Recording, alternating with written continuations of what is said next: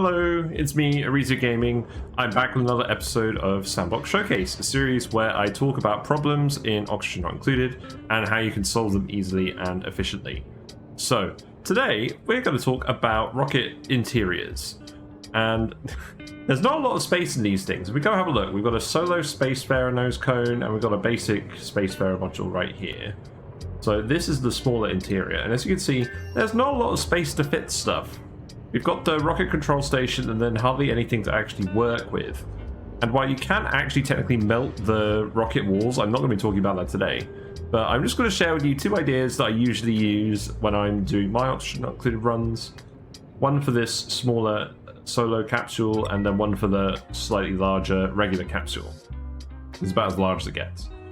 So the first thing I'm going to do is I'm going to just show you where I like to place stuff. Now, with the Spaced Out DLC, they've added a lot of extra buildings that help you fit all of this stuff in here, specifically because there's so little space. So I'll show you how I like to arrange them. So the goal with this solo Spacefarer rocket is basically what I want to do as my first sort of rocket.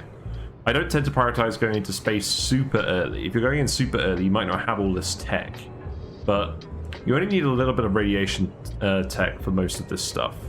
So let's get started. The aim here is we're going to have a rocket where the dude can eat, sleep, pee without issue, breathe, and create orbital data. So you can do all the orbital data research related stuff. So let me just show you how I lay out. So the first thing we'll do is we'll put in the toilet. So here's the wall toilet. Gives duplicates a place to relieve themselves, empties directly on the other side of the wall. So this uses a little bit of water, and as you see here, you have to put it against the wall. So we're going to rotate it and we're going to put it right here. You just need a little bit of plastic to make this. So that can go there. And then what we'll do is we're actually going to pump water into the rocket. So ordinarily this would just come from your base. I've just got it coming from a dev pump here, but you'd pump it into the input port on the nose, on the solo Spacefarer nose cone itself. So we'll go inside here, and what we'll do is ordinarily you'd want to store quite a lot of water in here so your dupe can go to the bathroom many times before this thing runs out of water. Unlike a regular bathroom, the polluted water doesn't come out of a pipe, it just literally exits the rocket, i.e. is deleted. So you're not going to be able to recycle the water from this. But what we can do is we can stick a pipe in here, and we can literally just snake this pipe around. So I'm going to snake it around like this. You can't put it over the actual door tiles. But the aim of this is to just take up as much space as we can with this water pipe. So we'll bring it over here as well. That all seems good to me. And then we'll just bring it back around here. So the longer the pipe, the more water you're actually going to be able to fit in the pipe, and then thus your dupe can stay in space for longer doing research, probably run out of water for the bathroom. Bear in mind, this toilet only uses 2.5 kilograms of water per use. So each tile of pipe can hold 10 kilograms. So unless your dupe is stuck in the air for hundreds of cycles, you're probably never going to actually get through this much water if you snake the pipe like this. So that's the water storage problem solved. So next up is the bed. And what we're going to do, we're not going to have any rooms in this rocket because there's no room for any of that. Haha. So we're just going to stick a ladder bed in. This is another spaced out building.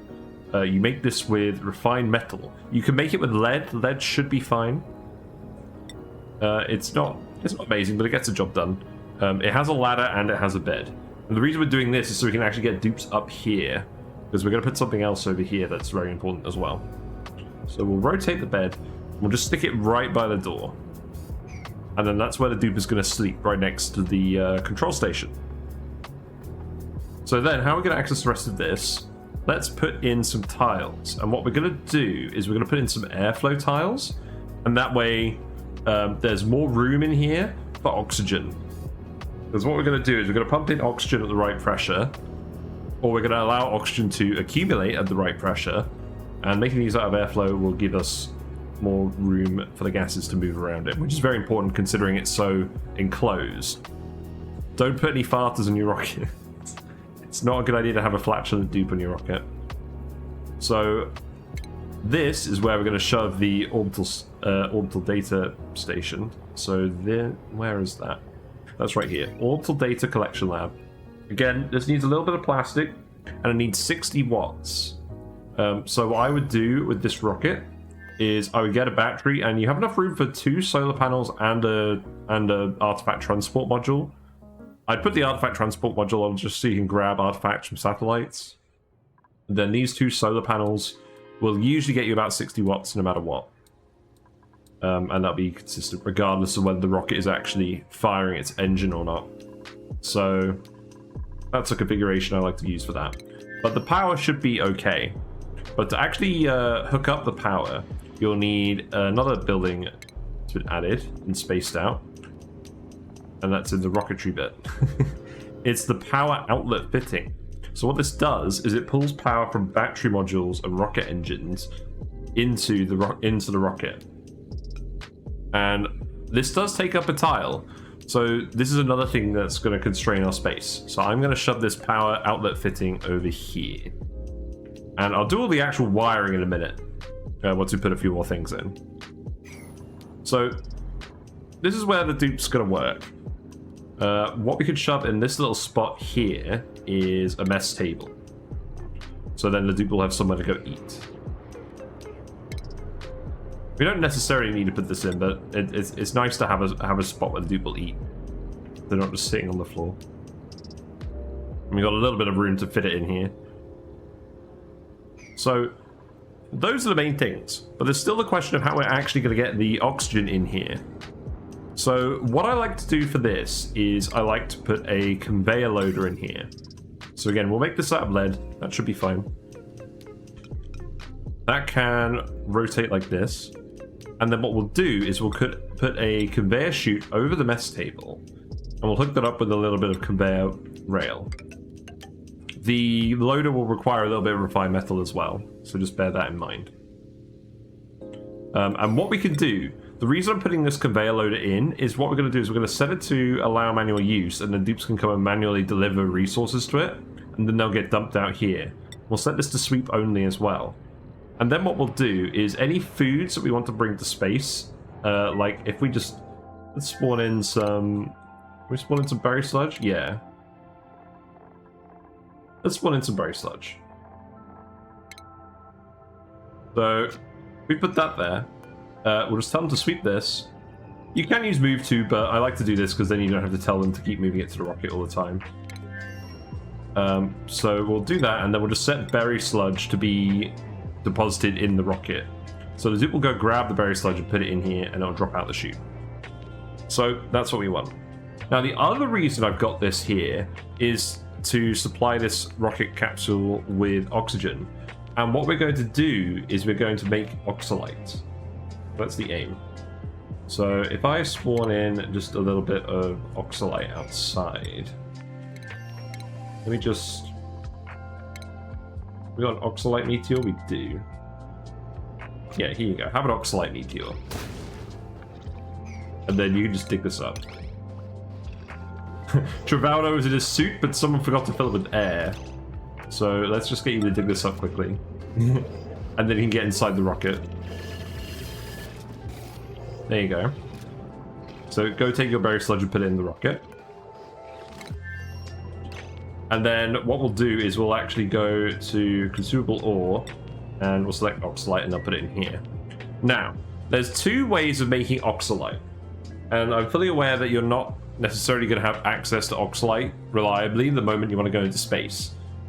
And I'll talk about that in a minute. But you can either use an oxalate refinery, which is one of these buildings. It's this building here. That uses 1.2 kilowatts of power and a little bit of gold to turn oxygen straight into oxalate. So it uses a lot of power, but it's very convenient to set up provided you have a little bit of gold. The amount of gold is very low. So if you have any gold volcano, you'll be absolutely fine. If you don't, refining some gold amalgam to make some gold for this can be worthwhile.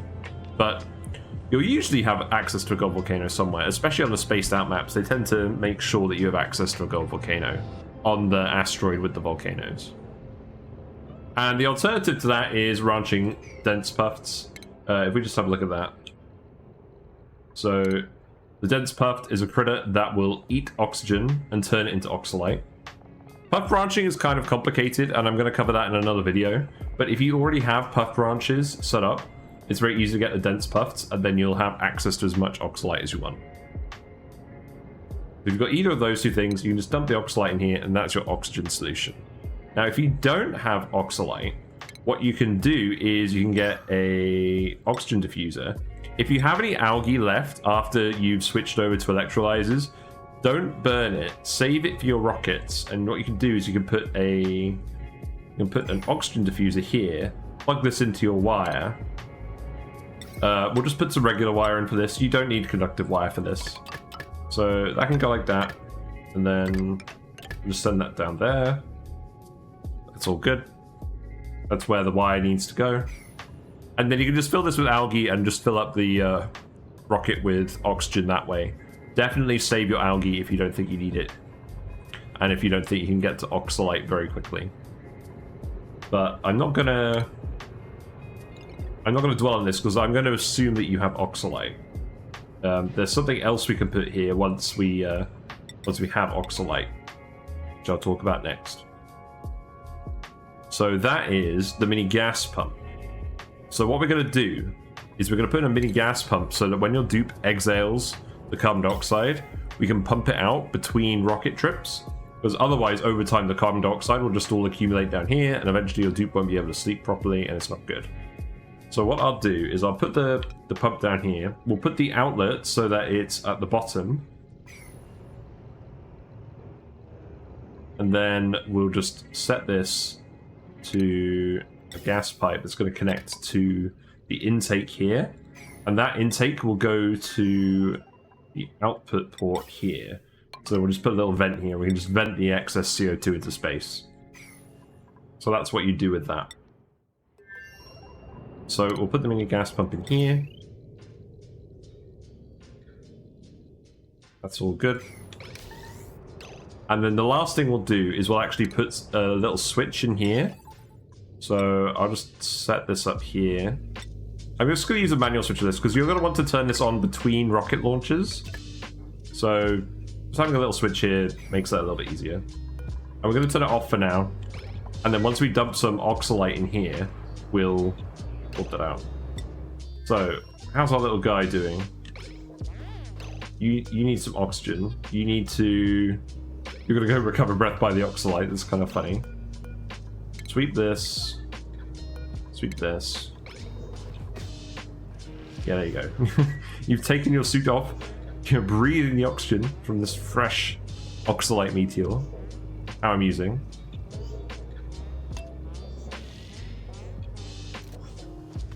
Then hopefully you can just deliver this to the asteroid, the rocket quickly. Yeah, there you go. So the dupe will put that in the conveyor loader. That will dump all the material over here, and that will start filling the rocket up with oxygen. Right. Yep. So there you go. The food is being delivered here as well, right to the mess table. It's all good. Let's unequip your suit, and then yeah, that'll do. I think you can just stay in here, to be honest.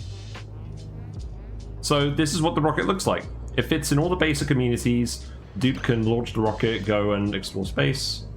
This is how we fit all the stuff in the basic nose cone for the Dupe to survive for a while. To make orbital research, you'll obviously want to dump plastic in here as well. So to actually do the research, but that's fine. Anything you want delivering to the rocket, you can just bring up here. And that should be fine. So the next thing I want to talk about is a bit different. So with the larger Spacefarer module, you'll have quite a bit more space, and obviously you're a lot less constrained on how you're going to build a rocket interior this way. But I'm going to show you a way that you can build it to help increase the morale of your dupes and potentially get an achievement that you might not know how to get at first, which is morale high ground. So if we go to the colony summary, there we go. got some achievements. Great. So, morale high ground. Have duplicants in one rocket survive in space for 10 cycles in a row with morale of 25 or higher. 25 is quite a large amount. So I'm going to talk about how I build the rocket to do this and just some general tips for this achievement in general. You know, it occurs to me, I can just use the destroy tool. We'll just do that. There you go. Have fun. Okay. So now we destroyed the rocket control station because we're going to move it in this rocket. So what I'm going to do is I'm going to set this up to house 4 duplicants comfortably. And that way, when you're moving your dupes to a new destination that's quite far away, and it's going to take like 10 cycles, and you want them to have the high morale, you can do it 4 at a time and save resources, save trips, etc. So what I'm going to do is I'm going to lay out the rockets so that we can actually get all the room morale bonuses, because room morale bonuses are very high. If you have a Great Hall, that's 6 morale for free. If you have a washroom, that's 2 extra morale. If you have a barracks, it's 1 extra morale. And it's quite easy to get those bonuses. But as you can imagine, it might be quite difficult to fit all those buildings and rooms into a single rocket. So I'm going to show you how. So in this case, doors are our friend. I'm going to stick a door here. And we're going to do the same here and the same here. We're going to have some airflow tiles over here. And then I'm going to stick the ladder beds over here. So the ladder beds are all going to go in a row. So let me just find the ladder beds. They're not there, are they? Yeah, they're right here. Okay, so make these out LED. And we'll just have the ladder go straight up here. So the Spacefarer module is 8 tiles tall. So it is tall enough for you to actually have 4 ladder beds on top of each other. So that's nice. And then what we're going to do is we're going to shove the rocket control station over here so that it's out of the way of the other rooms. So that can go in there. And then similarly to the Solar Spacefarer module, we're going to put in a mini gas pump just so we can remove all the CO2 later. So we're going to put that here. That can go there. And then ventilation wise, that can just go like this.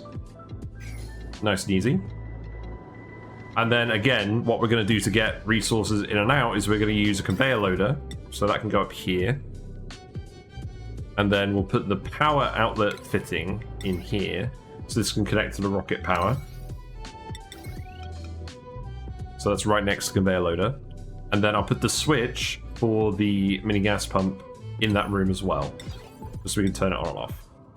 So that automation wire can come down here. Absolutely fine.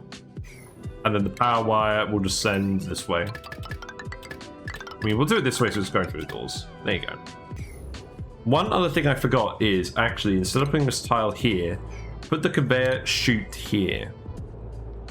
So this can go over here and just dump whatever resources we want by the rocket control panel. Do that so that we'll do that so that the oxalite is right by the rocket control panel. So that will go like that. There you go. And then what we'll do is we'll make the remaining 2 rooms. So we're going to make a washroom. We're going to make a Great Hall. So we're going to put the doors here. And then we're going to put airflow tiles here. And that will seal off this barracks as a room. And then what we're going to do is we're going to put some more airflow tiles here. And then we can just put the regular... We're going to put the regular lavatory and sink in here. So that it matches what you normally do in your base. So the lavatory is going to go in the corner, and then the sink is going to go on the outside, just so that your duplicant washes their hands as they leave the bathroom. Makes sense. And what we'll do, again, is we'll just take the pipe. We're going to fill this with as much water as we can. What we're going to do, because these buildings actually produce polluted water, it's not going to dump straight outside the rocket. We're going to just have half of the area taken up with pipe for the water and half the area taken up with pipe for the polluted water, so we can empty it later. In fact, you actually want a little bit more than that. You want about 1/3 of the pipe to be regular water and 2/3 of it to be polluted water. Because the dupes produce excess polluted water. Each time they go to the bathroom, they consume 5 kilograms of water and produce 11.7 kilograms of waste. And then when they go to the sink, it's 5 kilograms of water, 5 kilograms of... Let's just double check that. Yeah, 5 kilograms of water, 5 kilograms of polluted water. So overall, that's 10, and then 16.7. So it's about a 3 to 5 split is what you want. So let's cut this off here. Let's just send this down here like this. And that can go over here.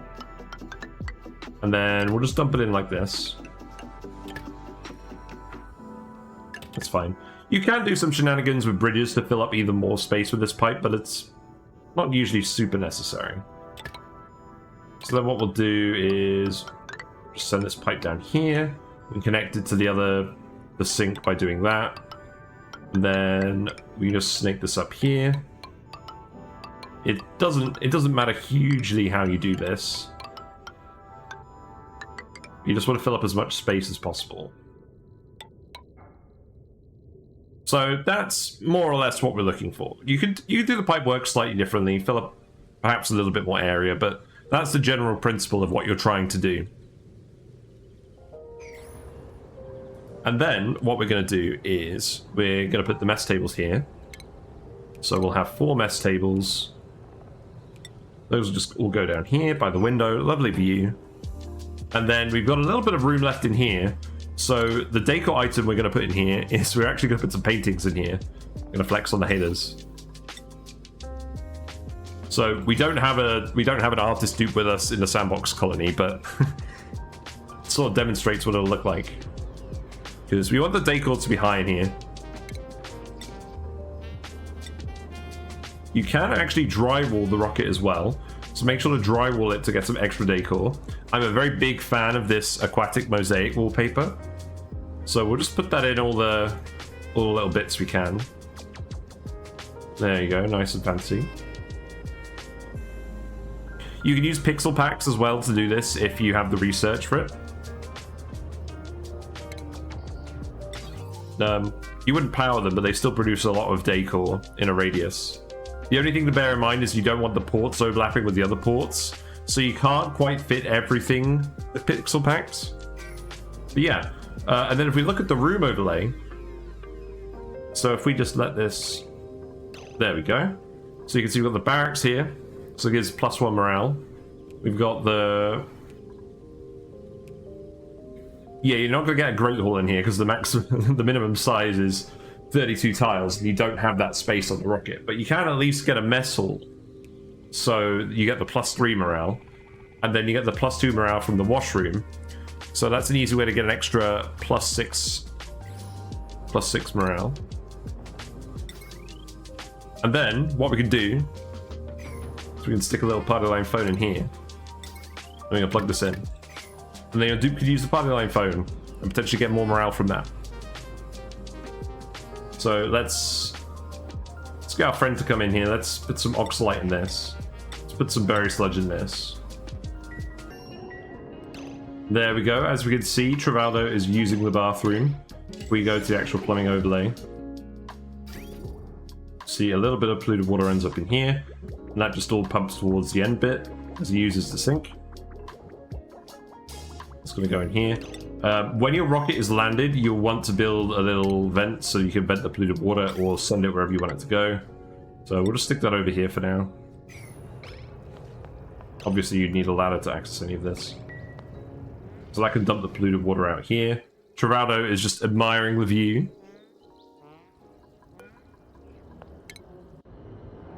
And yeah, so some more tips for getting the morale high ground achievement. So, first of all, you're going to want to send in dupes that have interests they've got skill points in, because when you give a dupe a skill, it will give them the +1 morale for having the learned skill while taking the penalty for having more skills. But all the morale high ground achievement cares about is getting the 25 positive morale. It doesn't matter how much morale your dupe requires. So get dupes with lots of skills that they're interested in. Get them all ticked off, and then you can get your dupe in the rocket. And then other than that, it's food. Now, when it comes to foods for rockets, I've talked about this more in my food tier list video, but food is a very powerful source of morale. You want high quality food in here. Berry sludge is pretty good.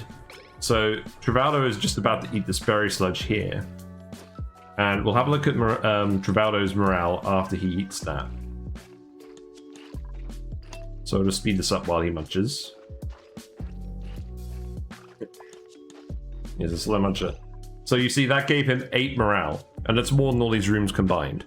The highest morale you can get from a food is 16. If you have a dupe with the trait that improves food morale, they'll treat the food as 1 level higher than normal. So if they eat a berry sludge, they'll get 12 morale instead of 8. So that's a really good way of getting some extra morale there.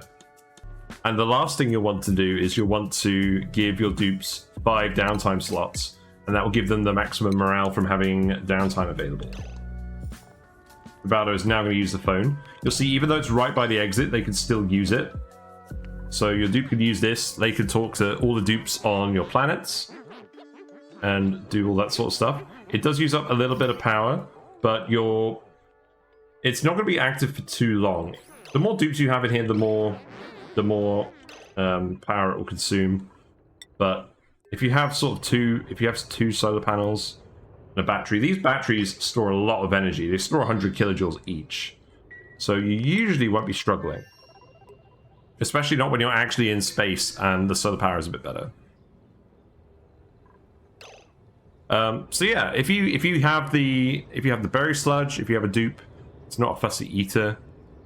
If you have the 5 downtime slots, you have the rooms laid out like this, then you should get to 25 pretty easily. And that's pretty easy to maintain for 10 cycles, provided that you have enough food and the dupes keep going in the rooms, which shouldn't really be a problem. So yeah, that kind of summarizes 2 rocket interiors that I've used in my runs.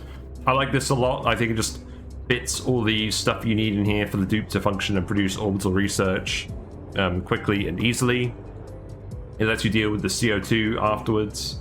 Like if we have a look in here, there's only a tiny little bit of CO2 in here. And if you have oxalate in here, that will often just delete the carbon dioxide as well if it off-gasses over the carbon dioxide. But eventually you might get to the point where you have a little bit of a layer here and you can just pump it out. So I like that we can fit all the stuff in here concisely and conveniently in a shape. We don't really have room for the orbital research station on here because we're trying to set aside the space for a mess hall and a bedroom. So yeah, that basically covers everything. Thanks very much for watching. If you'd like to see more Sandbox Showcase videos like this, feel free to subscribe on YouTube. I'm covering lots of different topics. The Magma Volcano Tamer video is coming, but I just need to work on that build a little bit more before I do that video. We also stream Oxygen Not Included on Twitch. We are currently doing our Boreal Airheads, where we are doing a foliar spaced out cluster with only mouth breathers. So we're breathing all the oxygen and it's going just fine. There are also tier lists and other discussion videos and meme videos on the YouTube channel. And there is Discord, where we like to hang out and post various builds and memes. There's usually someone on there to answer questions about Oxygen Not Included and some other games as well. But yes, we will be back soon. Thanks for watching, and see you soon. Bye for now.